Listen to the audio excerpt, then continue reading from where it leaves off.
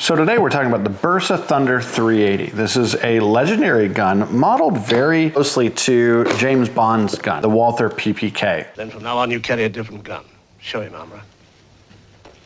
Walther PPK. 7.65 mil with a delivery like a brick through a plate glass window. Takes a Brausch silencer with very little reduction in muzzle velocity. The American CIA swear by them. And before we bust into this gun, what we're going to do is go ahead and take that magazine out.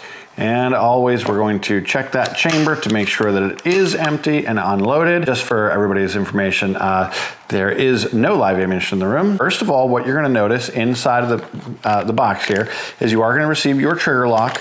You're gonna receive a key, we'll talk about that in a second. You're gonna receive your single stack 7-round capacity magazine, and you're gonna receive a user manual that actually has a lot, mostly just about firearm safety and handling a firearm safely in general. Not a whole lot of descriptions about the firearm itself. So we'll kind of get into this. First of all, one of the coolest things besides this, looking and feeling like a Walther PPK, it's just a little bit bigger than James Bond's gun, just a little bit bigger than that PPK. First of all, it feels great in the hand.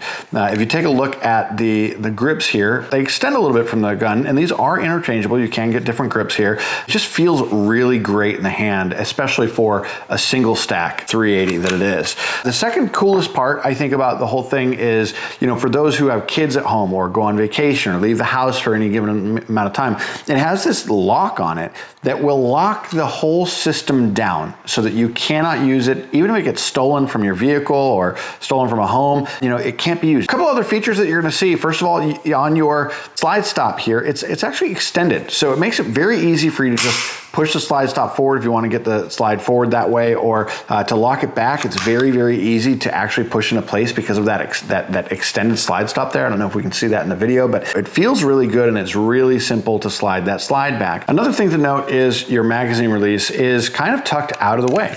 So as you are operating that firearm, you're not going to accidentally press that magazine while you're shooting. Even with me with the big hands, I can't, easily press that on accident. So it's a good placement for somebody that's going to be, not wanting to accidentally take that magazine out while you're shooting and, accidentally drop that magazine if it's in your purse or you're carrying it under duress. Another thing you're going to notice is it does have a manual decocker on it. So here's your safety, your thumb safety on it. Red is dead, obviously, but as you can see where, the hammer is locked back. And when you initially load this firearm, if you take your rounds, you pop in the magazine and, you've got a round in the chamber, your hammer is going to be locked back to the single action mode. That brings your trigger further back. The benefit to you is that you have a shorter trigger pull to actually release that trigger, right? Watch the trigger on our release here. All we have to do is move the trigger to this position right here, and that hammer is depressed. Whereas if it was in the double action mode,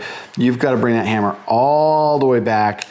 So it leads to a more accurate shot placement in that single action mode. This trigger system is a traditional single action, which means the trigger can operate in either single action, the mode that it's in now, or double action, the mode that it's in now. But most of the time you're going to be in that single action mode because every time the gun is fired, the slide's going to come back and reset that hammer into single action mode unless it's empty or the gun malfunctions. So that single action trigger feels really good. It's actually very impressive for a gun of this budget. But if the hammer is cocked back and you're about to carry it, you're about to holster it, put it somewhere in your vehicle or your home in case of emergency, you may want to tuck on that thumb safety, which what it's going to do is it's also going to decock that hammer. Right, it's going to bring that hammer forward and place a bar between the hammer and the firing pin so that there's no chance, even if it's dropped or if you release that hammer with the decocker, there's no chance that it could possibly strike that firing pin, making it a safe feature. I also like the rounded trigger. Okay, the reason that you really want that rounded trigger is that in order to be effective at shooting, you've got to follow the 5 fundamentals, which are aiming, breath control, hold control, trigger control, and follow through.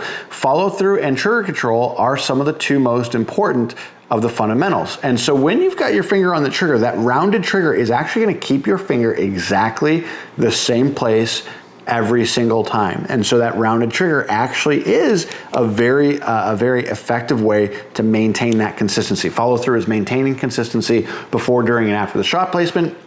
And that trigger that's rounded allows you to have that. Now the platform this is built off of, and I'll just go ahead and tear it down for you. The platform that this is built off of is called a blowback feature. And that's actually really interesting to note. So what we're gonna do to tear it down, we're gonna pop the lever down here, we're gonna pull the slide back, up and back at the same time. You're gonna notice a fixed barrel, and this spring is pretty much fixed there. It's kind of a pain in the butt to get it off. You can get it off to clean and to maintain, and you are definitely gonna wanna clean it. This is brand new. You definitely wanna clean it before you shoot it because it comes with all that nasty grease on it from the factory. You know, it's not a bad design, it's just different. And again, it's modeled after that PPK, which is a very similar design here. So to get this back on, we're just gonna pop that spring back into place, slide it all the way back, and then make sure that your takedown lever is down, bring it all the way back and down, takedown lever back up, and you're back into position. A final safety feature about this particular gun is going to be that you've got a magazine disconnect, which means even if the magazine is not in the gun,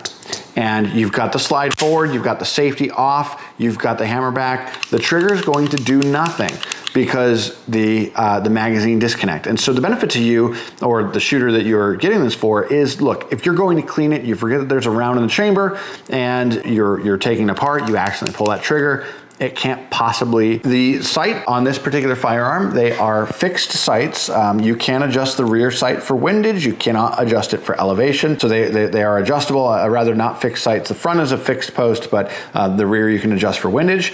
They're not night sights, but they do have a low profile, but you can see them pretty accurately. All in all, for the budget of the Thunder 380, I do recommend this firearm. It's got a steel slide and some sort of alloy frame here, but it just feels great in the hand. And again, for the budget that you can invest in this, it makes a great truck gun, makes a great concealed carry gun. Women absolutely love this gun because of the ease of use to pull the slide back, release the slide, and to lock it back. But I wouldn't classify it as, you know, as just a gun for ladies, right? But it just it's just an all-around phenomenal firearm for the price, and with those safety features, you just can't go wrong with the Thunder 380.